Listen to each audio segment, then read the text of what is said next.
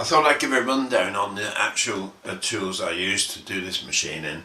And first of all, we got our little spacers,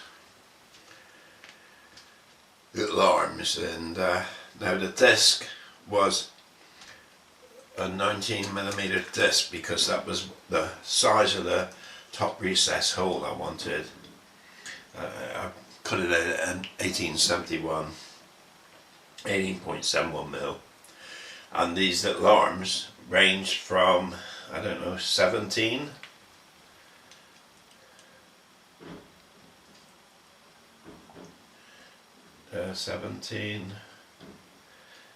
19, I can zoom in a bit.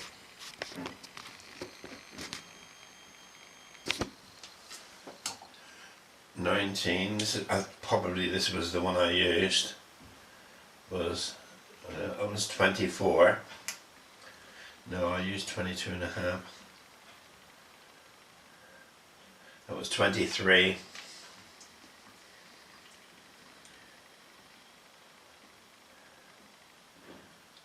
And 26. So yes, I went from 18 to 26mm. 1mm steps. Obviously a couple of the arms is missing now, but basically that's what I used there. So if I zoom out a bit now, we move on to the drills. Obviously the 1/8 drill, it doesn't really matter. A drill is a drill. The reason I cut it very slowly and retracted the drill frequently was the last thing on earth that I wanted was a broken drill bit buried in the head somewhere. Now we want the outside recess. Now the reason that's a 19mm end mill. The reason I chose that was because I need to have clearance. Now that's the socket to screw the decompressor in. If you're doing it yourself, it's wise to get your socket first and then make sure you've got socket clearance for this recess. The socket measures 17.72mm, and obviously this is a 19mm end mill. So that's why I use the 19mm end mill, to get clearance on the socket. Now we move on to the drills. Okay, so that was our first drill. In fact, I'm going to zoom right in now. This is the first drill. This is the drill I used to actually bore out to the correct depth for the threads. Now, well, we'll look at it on the microscope in a minute, but I'm getting 8.67, so I would say that may be an 8.8mm drill. And this is the modified 9mm drill, so this is, it says 8.83 there, but it was a 9mm drill. And again, we'll look at the drill tip under the microscope, but basically that's what that was. Which leads on to the next big problem, was the taps. Now, I won't show you all the taps that I bought that didn't fit. I'll only show you the ones that did fit, and it was these two here. And I think, I think they were serial taps, but I'm not absolutely sure. But they're vocal, and again, I don't know if you can actually see that, but these were the ones with decent threads. That's the maximum. Okay, so what I'm going to do now is use the microscope. I'm going to zoom out here. M10B1, and I've got a part number there, Vocal Germany. This was the taps I used. and as you can see,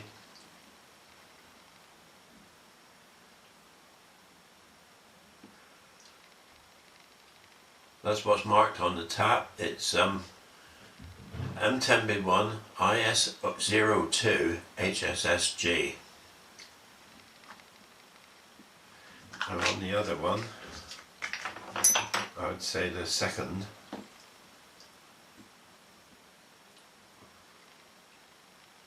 IS02, it's always the same number. Right.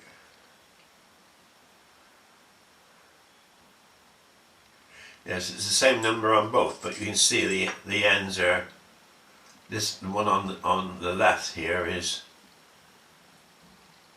more of a taper than the one on the right. These were absolutely spot on. These were absolutely spot on.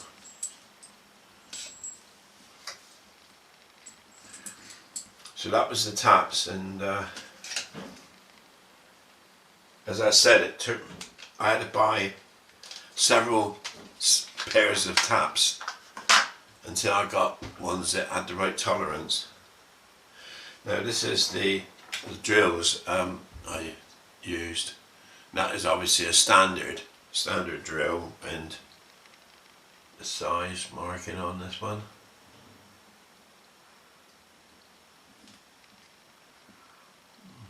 I can't see a marking. Oh, what's this? Presto. That's 11/30 seconds high-speed steel. So that's 11/30 seconds drill. That was the number one drill I went in. That was the primary drill to do the thread depth. And then I went in and cleaned out the hole ever so slightly to size for threading using this tap, which was, or is, there he is,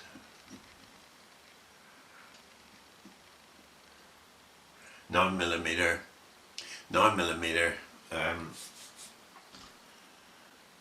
All my stuff is high-speed steel, so but this is how I ground the end.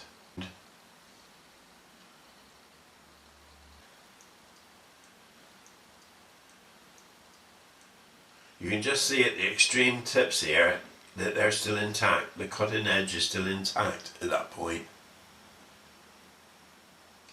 but the rest is flat. That enabled me to basically do a flat bottom hole, and it was only a small chamfer, a very small chamfer at the I haven't got a, I can use this one, I suppose. I can use this one.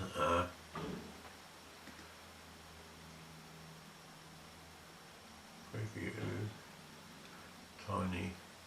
Who knows? Maybe even too tiny. But I'm looking at 0.3. Say a 0.5 chamfer.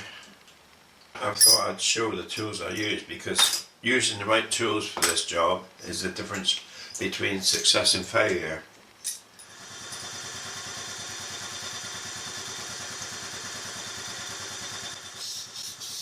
This view is the front head. I've started completing the decompressor threads in the front head. You can see the offset to one side is quite noticeable in this shot.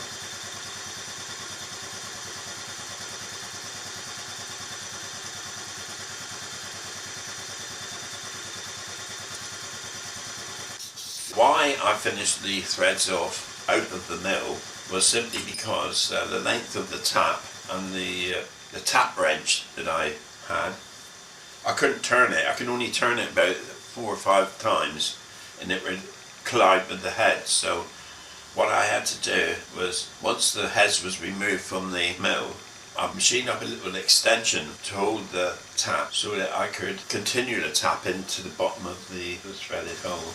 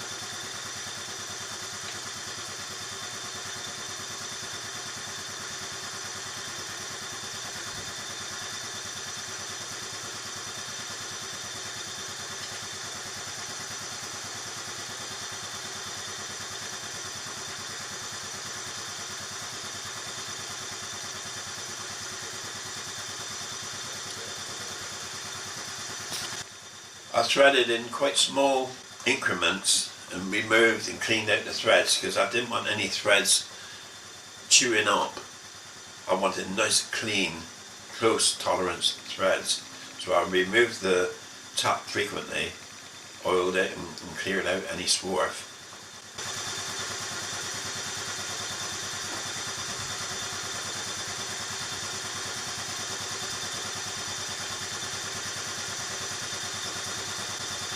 The taps consisted of a second, what we call in the UK a second and a plug.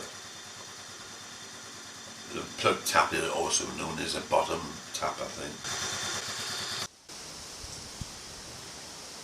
This shot actually shows you the tolerance, a fairly tight tolerance. You can see that if you've cut threads before, you'll know what is close tolerance and what isn't. This is my long sleeve socket, and you can see it actually quite adequately fitted into the recess that I machined.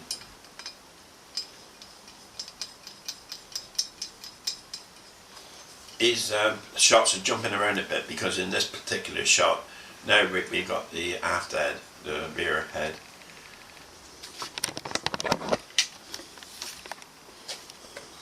And this is the clearance, showing the clearance between the plug itself and the decompressor.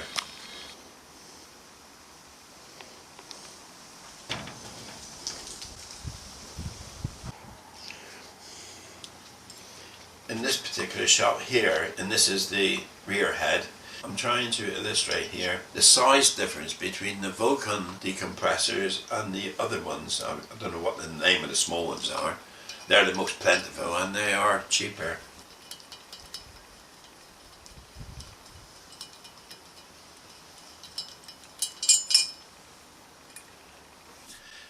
And of course I've used them now for about four years, and the small ones has never given any trouble at all. But the Vulcan ones look quite massive, don't they? They were 12 mil. I think it was 12 by 1.25 thread on the Vulcan ones, so it would have meant a lot more metal removal in the head, which wouldn't have been wise, I don't think.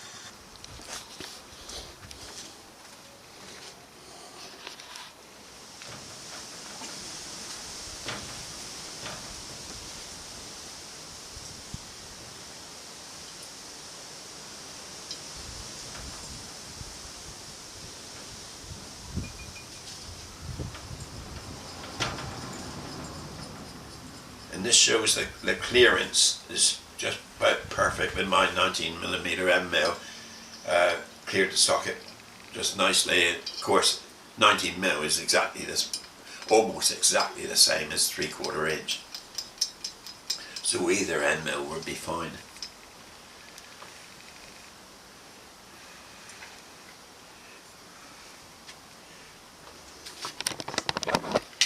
This shows it the completed setup. This is, in this case, it's the rear head.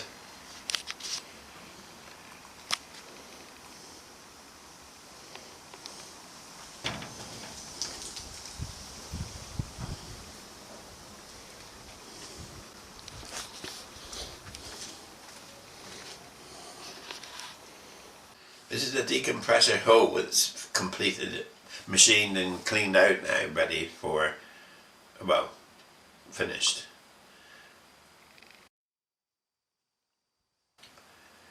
This is where the hole entered the combustion chamber on both heads. And what I'm doing here, I'm using a sharp knife. It's just to take off any sharp edge of the hole where it enters the chamber.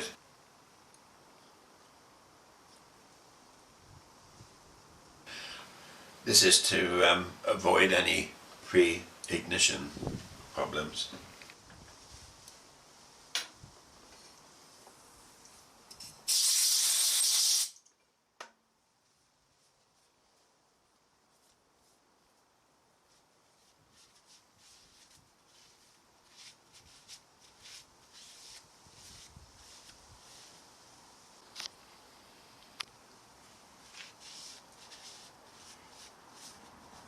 well, final clean off of the head before installing it back on the bike.